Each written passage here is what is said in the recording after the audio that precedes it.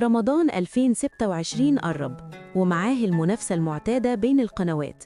وقناة DMC كالعادة داخلة الموسم بقوة، بمجموعة مسلسلات متنوعة ما بين الدراما الاجتماعية والتشويق والكوميديا، علشان ترضي كل الأذواق.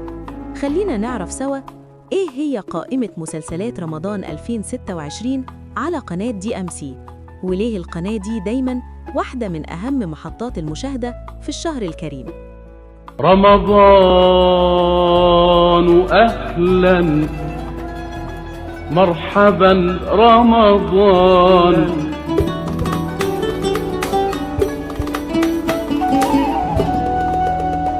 المسلسل رقم 1 في قائمة مسلسلات DMC هو مسلسل كان يا مكان، بطولة ماجد الكدواني ويسرى اللوزي ونهى عابدين وعدد كبير من النجوم. تاني مسلسل معانا هو مسلسل من نوع مختلف، مسلسل كلهم بيحبوا مودي، بطولة ياسر جلال وآيتن عامر وعودة النجمة ميرغت أمين. تالت مسلسل حصري على قناة DMC هو مسلسل درش، بطولة النجم مصطفى شعبان، وتدور الأحداث حول شخصية توأمين يتعرض أحدهما لحادث يفقده الذاكرة.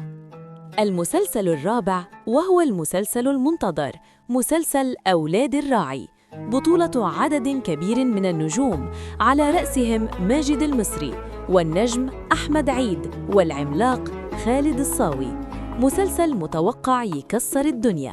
آخر مسلسل معانا هو مسلسل 2 غيرنا، بطولة آثر ياسين ودينا الشربيني. هو مدرس ثانوي يعمل في مدرسة دولية، يعيش حالة عزلة نتيجة ماضيه وعلاقاته، ثم يلتقي صدفة بممثلة مشهورة.